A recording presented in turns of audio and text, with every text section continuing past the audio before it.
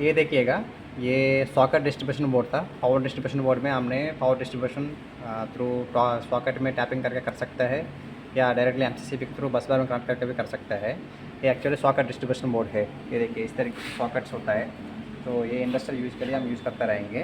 तो नॉर्मली घर पे क्या है ना, 16 एम्पियर्स का सॉकेट्स होता है। तो ये इंडस्ट्रियल यूज़ के लिए ये पैनल माउंटिंग सॉकेट्स था। तो इसमें ये देखिएगा, ये 3 पिन सॉकेट है सिंगल फेज़ के लिए। सो आपको 3 पिन इसका अंदर दिखेगा, 3 पिन फेज न्यूट्रल एर्थ। ये पूरा का पूरा सिंगल फेज सॉकेट्स था। ये पूरा का पूरा 3 फेज सॉकेट्स है। ये 16 एम्पियर का सॉकेट है, ये 32 एम्पियर का सॉकेट है। 3 फेज में 5 पिन हमको अवेलेबल रहेगा। 5 पिन में 3 phase L1 L2 L3 neutral and earth सारे के सारे कॉमन रहेगा। And this is 3 phase socket of 63 ampere. 63 ampere तक हम इसमें प्लग एंड प्ले करके हम पावर को टैपिंग कर सकता है। ये सॉकेट डिस्ट्रीब्यूशन तरफ का है, दोनों साइड का सेम ही है। ये फ्रंट पोर्शन था, इसमें हमने एक और बटन भी दिया था। ये क्या बटन है, क्या काम है, फिर बाद में आपको बता दूंगा। एक्चुअली इमरजेंसी स्टॉप बटन था, तो कैसे फंक्शन करेगा आपको बाद में बता दूंगा। ये फ्रंट डोर था। फ्रंट डोर में हमने इंटरनली जो भी इंडोर में जो किया था, meters, earth leakage relay, multi function meter and indications. So ये पूरा का पूरा हमको बिना ओपन करके स्टेटस चेक करने के लिए हमने यहाँ पे एक ग्लास प्रोविजन भी दिया था। इसको फ्रंट डोर को ओपन करने के बाद इनसाइड और एक डोर रहेगा। इनसाइड ये डोर में आप देखिएगा, यहाँ पे जो मीटर्स है हमको जो फंक्शनलिटी का कम रीडिंग्स वगैरह मेजर करने के लिए, शो करने के लिए, दिखाने के लिए, ये पावर इंडिकेशन करने के लिए। एंड यहाँ पे है रोटरी हैंडल पर मेन एमसीसीबी कंट्रोल करने के लिए। ये पूरा डिस्ट्रीब्यूशन बोर्ड को ये मेन एमसीसीबी था, इसलिए हम मेन इनपुट सप्लाई कनेक्शन करना होगा। अंदर आपको दिखा दूँगा। इसमें से पूरा डिस्ट्रीब्यूट होके इसमें पूरा आउटपुट के थ्रू सारे के सारे आरसीसीबी के थ्रू ये बाहर जाएगा। ये सेकंड डोर ओपन करने के बाद ये डबल डोर का पैनल था। ऐसे पूरा इंफ्रास्ट्रक्चर दिखेगा आपको। इसमें देखिएगा ये मेन एमसीसीबी था, इसमें हमने ऑलरेडी इनपुट कनेक्ट किया है। तो इसके बाद बस बार में पावर सप्लाई जाएगा। बस बार से यहाँ पे स्विच गियर में सप्लाई आएगा, स्विच गियर से सॉकेट को जाएगा।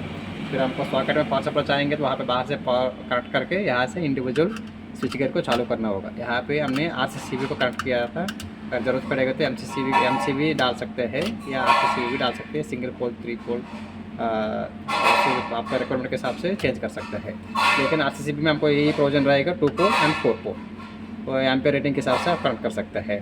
हम कॉम्बिनेशन में ऐसे यूज़ करेंगे एमसीसीबी एंड आरसीसीबी। चाहेंगे जरूर, अगर बजट के हिसाब से अगर कम करना है, सेफ्टी के हिसाब से थोड़ा कॉम्प्रोमाइज़ करना चाहेंगे तो एमसीसीबी एंड आउटपुट पे एमसीसीबी डाल के आप क्लोज कर सकते हो। राइट, अभी इसको मैं देख रहा हूँ तो अभी एमसीसीबी चालू नहीं किया हूँ, आउटपुट सप्लाई 0 है। अभी इसको चालू कर रहा हूँ। चालू करने के बाद अभी देखिए आउटपुट सप्लाई इसमें आ गए। इसमें आने के बाद हमको जो एमसीसीबी का चालू करना चाहेंगे तो सबको आरसीसीबी चालू कीजिएगा।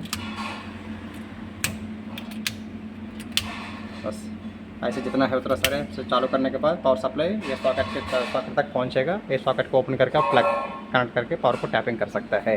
आप कभी भी अगर इसमें कुछ प्रॉब्लम है या कुछ ओवरलोड ऐसे एर्थ लीकेज रिले, जो एर्थिंग का लीकेज करंट जो जा रहा है उसी टाइम कंडीशन में क्या करेगा, आरसीसीबी में जो लीकेज करंट का कितना रेंज है उसी के हिसाब से करके ये ऑटोमेटिकली ट्रिप कर देगा। ये मैनुअल ट्रिप कर रहा हूँ, जहाँ पर लीकेज करंट होगा तो ऑटोमेटिकली ट्रिपिंग हो जाएगा।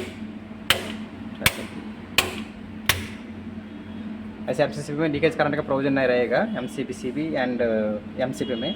बस आरसीसीबी में वही प्रोविजन रहता है, लीकेज करंट का चेक करके ये तुरंत ये ट्रिप कर देगा ताकि आउटपुट जो लाइव बॉडी को शॉक नहीं लगे। इस कंडीशन के लिए ये राइट साइड का जो भी जितना सारे सॉकेट्स को टैपिंग करने का, पावर सप्लाई कंट्रोल करने के लिए ये स्विच गियर था। सेम पैरेलल लेफ्ट साइड में पूरा का पूरा करने के लिए ये स्विच गियर था। राइट, आपको पहले बताया था ये ELR कनेक्शन कैसे कनेक्शन करना होगा, कैसे टेस्टिंग करना होगा।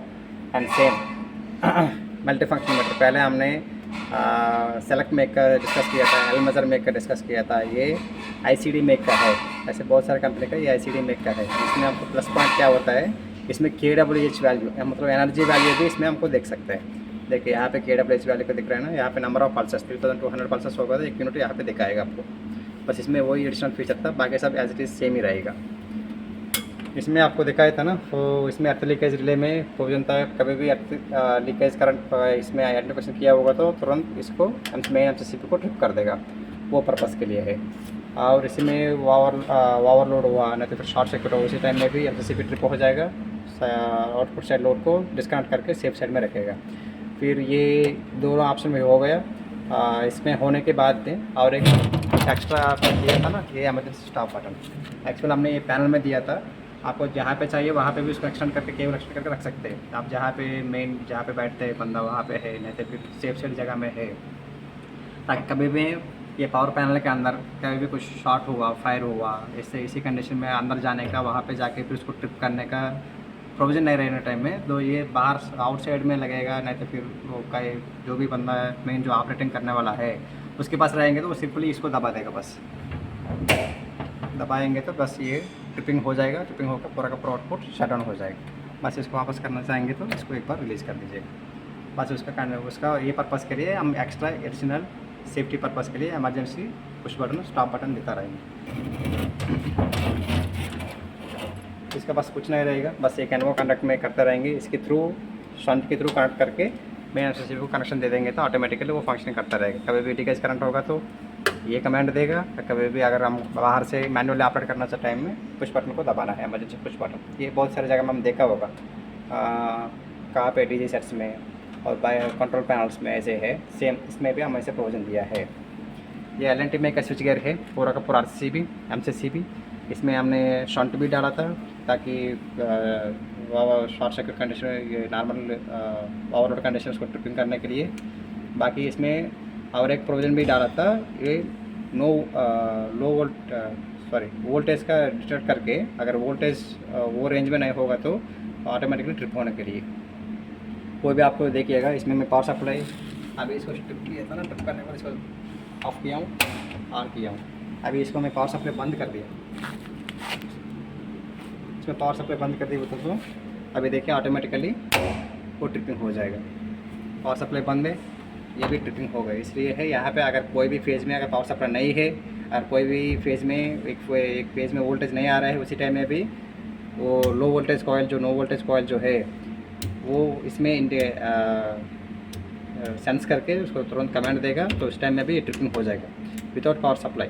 तो बिना कोई भी प्रॉब्लम, मतलब इसमें कोई भी अगर फेज़ में वोल्टेज ड्रॉप हो गया है तो डिस्कनेक्ट हो गया, ऐसे टाइम में भी ये भी सेंस करके ट्रिपिंग कर देगा। तो वो एक सेफ साइड का प्रोविज़न है।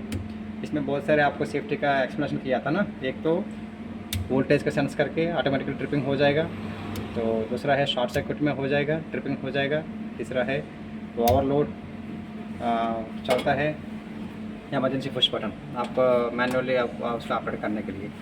और इसको अर्थ लीकेज रिले भी दिया था, कभी भी अर्थ लीकेज का सेंस किया होता तो वो रेंज से बाहर चला गया होता तो इमीडिएटली कमांड देगा, इसको ट्रिप कर देगा।